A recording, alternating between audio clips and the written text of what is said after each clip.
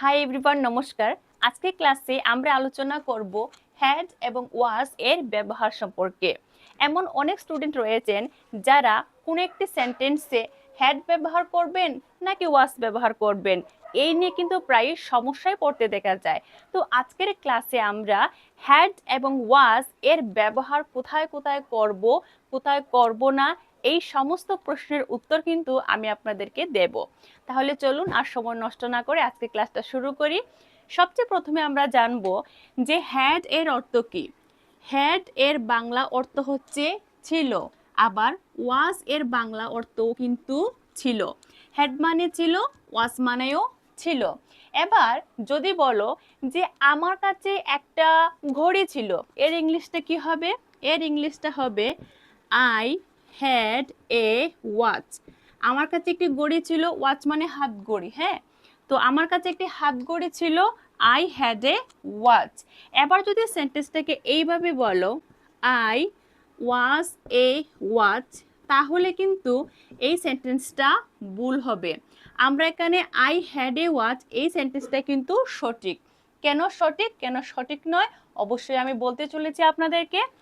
এবার দেখো, আমরা হ্যাডের ব্যবহার কখন করব? যখন কোনো একটা জিনিস কারো অধিকারে ছিল। অর্থাৎ প্রথমে জেনে নাও যে হ্যাড বলো আর ওয়াজ বলো, এই দুইটি শব্দই কিন্তু পাস্ট টেন্সে ব্যবহার করা হয়। পাস্ট টেন্সে বা অতীতে আমাদের কাছে কোনো একটা জিনিস ছিল এমন বোঝাতে কিন্তু আমরা হ্যাডের ব্যবহার করি। কোনো জিনিস অধিকারে ছিল এমন বোঝাতে কিন্তু আমরা হ্যাডের ব্যবহার করি। ওকে, তাহলে আই হ্যাড এ ওয়াচ, ওয়াচটা কিন্তু আমার অধিকারে ছিল, এই অর্থে আমরা এখানে হ্যাডের ব্যবহার করেছি। এবার কথা হচ্ছে যে আমরা ওয়াজের ব্যবহার কখন করব। ওয়াজ, দেখো, কেউ ছিল, যখন কেউ নিজে থাকে, যেমন দেখো আমি লিখছি কেউ নিজে ছিল।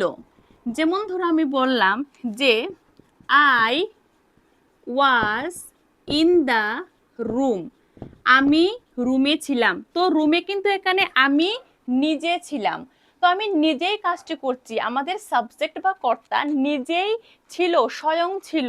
এইভাবে নিজে স্বয়ং ছিল বুঝাতে এখানে ওয়াজের ব্যবহার করা হয়েছে। বা ধরো আমি এখানে বললাম যে মম ওয়াজ ইন দ্য কিচেন। ধরো বাবা অফিস থেকে এসে বলছেন তার সন্তানকে যে কিরে তোর মা কোথায় ছিল, তুমি উত্তরটা দিচ্ছ যে মা রান্নাঘরে ছিলেন। মম ওয়াজ ইন দ্য কিচেন, তো রান্নাঘরে কিন্তু মা স্বয়ং ছিলেন। এই রকম অর্থে আমরা এখানে ওয়াজের ব্যবহার করেছি। আবার ওয়াজ আমরা কোনো কিছু ছিল, কোনো কিছু বলতে সামথিং অর সামওয়ান, কোনো কিছু ছিল।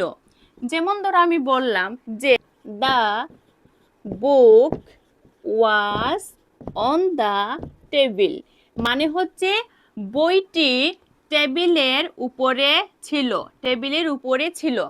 যখন কোনো কিছু কোনো একটা জায়গায় থাকে, আবার বলি কোনো একটা স্থানে কোনো কিছু ছিল, এই যে স্থানে কোনো কিছু ছিল, এইরকম বুঝাতে কোনো স্থানে বা কোনো জায়গায় কোনো কিছু ছিল, এইরকম বুঝাতে কিন্তু আমরা ওয়াজের ব্যবহার করি।